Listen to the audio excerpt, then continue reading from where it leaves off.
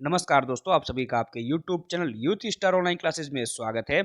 दोस्तों, आज हम लोग इस वीडियो में बिहार शिक्षक भर्ती के टीजीटी हिंदी की कट ऑफ के ऊपर बात करने वाले हैं। जो ये कट ऑफ सेट किया गया है, ये कट ऑफ 20,000 से अधिक कैंडिडेट्स के पोल के आधार पर सेट किया गया है। यानी कहीं ना कहीं ऑफिशियल कट ऑफ के आसपास ये कट ऑफ आपको देखने को मिलेगी। यानी कि अगर आपके इतने मार्क्स आते हैं तो आपका सिलेक्शन 100% कन्फर्म हो जाएगा। सबसे पहले दोस्तों हम लोग बात करेंगे वैकेंसी डिटेल के बारे में। तो जो टीजीटी की वैकेंसी आई थी वो आई थी टोटल 25,829 पदों पे। इस 25,829 पदों में टीजीटी हिंदी की जो पोस्ट थी वो थी 4,807। यानी कि सीट के बारे में बात करें अगर, तो सबसे ज़्यादा सीट इंग्लिश के बाद आपकी हिंदी में ही थी। बात करें पर सीट कंपटीशन की, तो एक सीट पे 10 कैंडिडेट फाइट कर रहे हैं हिंदी में। यानी 10 में से किसी एक कैंडिडेट को सेलेक्ट किया जाएगा टीजीटी हिंदी की पोस्ट पे। बात करें कितने कैंडिडेट अपीयर हुए हैं एग्जाम में, तो 80 से 85% कैंडिडेट एग्जाम में अपीयर हुए हैं, जबकि 15 से 20% कैंडिडेट ने एग्जाम छोड़ दिया है। और दोस्तों बात करें अपीयर कैंडिडेट के हिसाब से, तो इस एग्जाम्स में बहुत ही ज़्यादा कैंडिडेट प्रेजेंट रह रहे हैं अन्य एग्जामों की तुलना में। अब दोस्तों बात करते हैं कि आपका पेपर का लेवल कैसा था।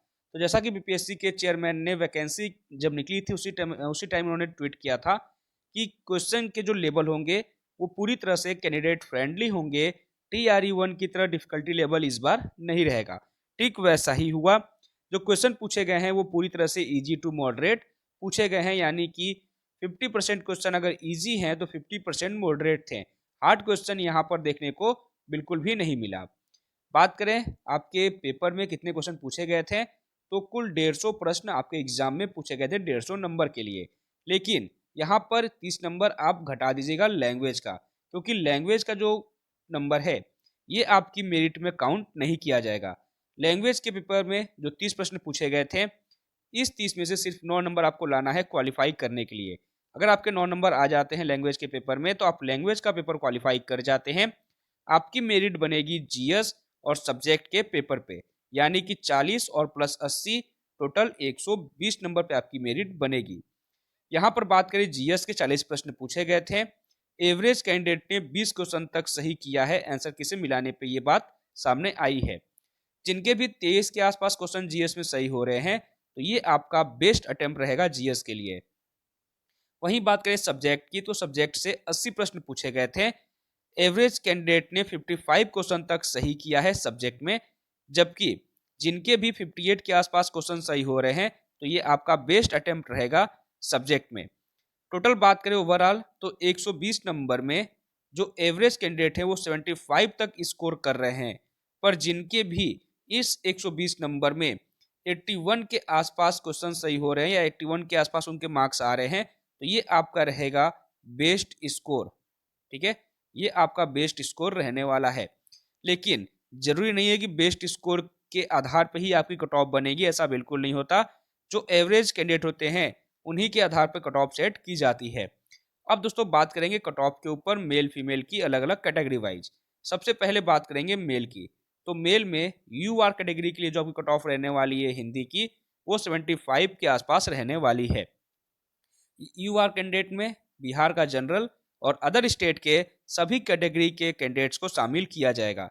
तो 75 के आसपास अगर आपके मार्क्स बन रहे हैं तो आप सेफ रहेंगे टीजीटी हिंदी में। वहीं बात करें ईडब्ल्यूएस की, तो ईडब्ल्यूएस के लिए जो सेफ स्कोर रहेगा वो रहेगा 70 के आसपास। ईबीसी के लिए 67, बीसी के लिए 65, एससी के लिए 61 और एसटी के लिए 57 मार्क्स सेफ स्कोर रहेगा। वहीं बात करें फीमेल की, तो फीमेल में यूआर के लिए 68, ईडब्ल्यूएस के लिए 62, ईबीसी के लिए 59, बीसी के लिए 57, एससी के लिए 53 और एसटी के लिए 49 मार्क्स पूरी तरह से सेफ स्कोर रहेगा। दोस्तों अगर आपकी कैटेगरी में इतने मार्क्स बन रहे हैं तो आपका सिलेक्शन 100% कन्फर्म है। ठीक है, और आप अपने डीवी की तैयारी स्टार्ट कर दीजिए। यानी कि जो भी डॉक्यूमेंट्स डीवी के लिए इंपॉर्टेंट है वो सारे डॉक्यूमेंट्स आप एक जगह इकट्ठा कर लीजिए और एक बार चेक कर लीजिए कि सारे डॉक्यूमेंट्स सही हैं या नहीं। ठीक है, क्योंकि अगर आपके डॉक्यूमेंट में एक भी मिस्टेक पाया जाएगा तो आपको इस वैकेंसी से बाहर कर दिया जाएगा। ठीक है, तो आप पहले डॉक्यूमेंट्स अपना चेक कर लीजिए। आंसर की तो आ चुकी है, सबको पता है आंसर की आपने मिला भी ली होगी। बात करें रिजल्ट की, तो बीपीएससी के चेयरमैन ने साफ साफ कहा था कि एग्जाम के बाद 20 दिन के अंदर आपके रिजल्ट जारी कर दिए जाएंगे। एग्जाम आपका समाप्त हो रहा है 15 दिसंबर को। अगर 15 दिसंबर से हम लोग 20 दिन को ऐड कर दें तो आपका हो जाता है 5 जनवरी। यानी दोस्तों 5 जनवरी तक आपका जो रिजल्ट है वो जारी हो जाएगा। ओएमआर की बात करें तो ओएमआर आपका 2-3 दिन के अंदर में जारी कर दिया जाएगा। ठीक है, तो ओएमआर 2-3 दिन में आ जाएगा, रिजल्ट आपका 5 जनवरी तक जारी कर दिया जाएगा। सब कुछ अगर सही रहा तो 26 जनवरी तक सबकी ज्वाइनिंग भी स्टार्ट कर दी जाएगी। यानी कि उम्मीद है कि गणतंत्र दिवस के पहले पहले आप स्कूल ज्वाइन कर लेंगे। तो सब कुछ बहुत ही फास्ट होगा। जो भी कैंडिडेट सेलेक्ट हो रहे हैं, ठीक है, जिनके भी इतने मार्क्स बन रहे हैं वो बिल्कुल सेलेक्ट होंगे। ठीक है, तो वीडियो को दोस्तों यही समाप्त करते हैं। वीडियो अच्छी लगी होगी तो वीडियो को लाइक, और चैनल को अभी तक आपने सब्सक्राइब नहीं किया है तो चैनल को भी सब्सक्राइब कर लीजिएगा। साथ में टेलीग्राम का जो लिंक है वो डिस्क्रिप्शन में है, आप टेलीग्राम चैनल ज्वाइन कर सकते हैं जहां से आपको सभी चीज़ों की पीडीएफ मिल जाएगी।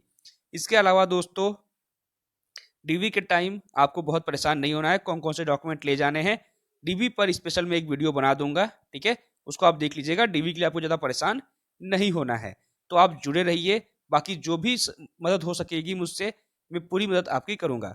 साथ में अगर कोई आपके डाउट होंगे तो आप कमेंट बॉक्स में कमेंट कर दीजिएगा, आपके सारे डाउट्स के रिप्लाई दे दिए जाएंगे। ठीक है, तो वीडियो को समाप्त करते हैं। हंसते रहिए, मुस्कुराते रहिए, आगे बढ़ते रहिए। जय हिंद, जय भारत।